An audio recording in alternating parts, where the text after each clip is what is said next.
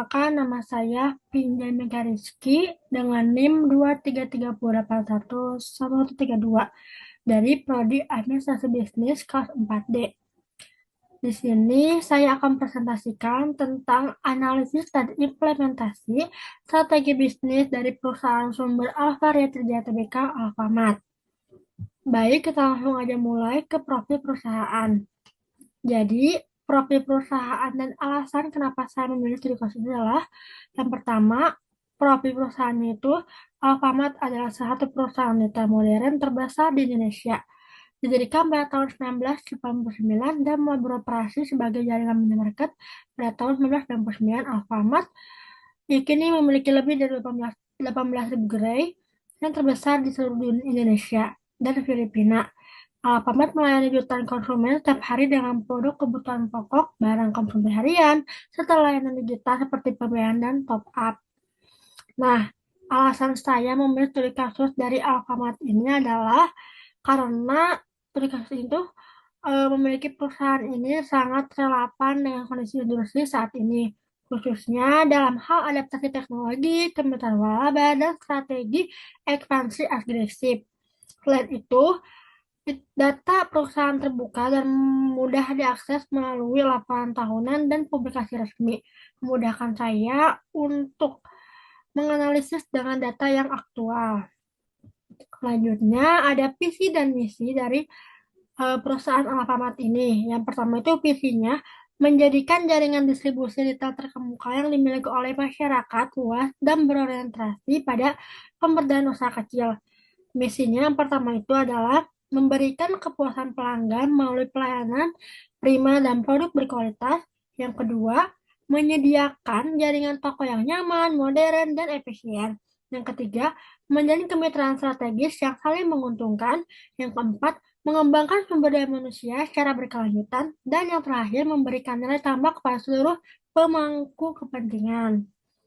Selanjutnya, kita masuk ke tujuan bisnis dari sumber Alvaria Trijaya Tbk Alfamart tersebut. Yang pertama itu memberikan kemudahan akses berbelanja. Alfamart bertujuan menyediakan kebutuhan sehari-hari masyarakat secara mudah dan cepat melalui jaringan toko yang terbesar luas, bahkan hingga ke daerah pelosok. Yang kedua itu menyediakan produk berkualitas dan terjangkau. Salah satu misi Alfamart adalah menawarkan produk kebutuhan pokok dengan harga yang kompetitif serta kualitas yang baik. Yang ketiga itu ada meningkatkan kesejahteraan masyarakat. Jadi, melalui kemitraan waralaba dan perekrutan tenaga kerja lokal, Alfamart juga bertujuan menciptakan lapangan kerja dan mendorong pertumbuhan ekonomi masyarakat sekitar. Yang keempat, menjadi retail terbaik dan terpercaya. Tujuan jangka panjang Alfamart adalah menjadi pemimpin pasar di sektor retail modern yang memberikan pelayanan terbaik dan membangun loyalitas pelanggan. Yang kelima, mendukung transformasi digital dan inovasi. Alfamart terus berinvestasi dalam teknologi seperti aplikasi mobile, Alfamart Digital, pembayaran cashless, serta sistem logistik dan supply chain untuk meningkatkan efisiensi dan kepuasan pelanggan. Nah, yang keenam itu yang terakhir ada meningkatkan nilai bagi pemegang saham. Jadi Alfamart itu merupakan perusahaan publik atau sekolah Trijaya Tbk. Salah satu tujuannya utamanya adalah memberikan pengembangan investasi yang sehat dan pertumbuhan yang berkelanjutan bagi para pemegang saham. Selanjutnya kita masuk ke trust leadership dan differentiation. Nah, dari sisi biaya, Alfamart mampu menjaga harga kompetitif melalui jaringan distribusi yang luas dan efisien, teknologi logistik yang canggih, serta pengadaan barang langsung dari supplier besar. Sementara dari sisi diferensiasi, Alfamart menghadirkan aplikasi digital seperti Alfagip, sistem poin loyalitas, dan Kontak. Desain toko modern dan dukungan terhadap waralaba lokal. Kombinasi strategi ini memungkinkan Alfamart menjangkau berbagai segmen konsumen tanpa kehilangan efisiensi operasional. Nah, ada contoh dari leadership. Yaitu yang pertama tuh mereka membeli barang dalam jumlah sangat besar dari dapat harga murah dari pemasok. Dan ada juga contoh dari differentiation, yaitu dengan lokasi Alfamart yang sangat strategis dan menjangkau hingga pelosok desa, jadi sangat mudah untuk diakses gitu. Selanjutnya kita masuk ke analisis SWOT. itu ada 4 yang pertama strength kekuatan. Jadi jaringan toko luar dan merata secara nasional, sistem distribusi efisien dan terintegrasi brand awareness yang tinggi. Yang kedua itu ada weakness, kelemahan. Jadi ketergantungan pada produk FMCG, margin laba relatif rendah, persaingan harga ketat. Yang ketiga itu ada opportunity, yaitu peluang. Digitalisasi layanan, ekspansi ke luar negeri, kemitraan waralaba dengan UMKM lokal. Yang keempat itu threat, yaitu ancaman. Persaingan ketat dari Indomaret, e-commerce, dan retail online, kenaikan biaya operasional dan logistik, ketidakstabilan ekonomi, dan penurunan daya beli.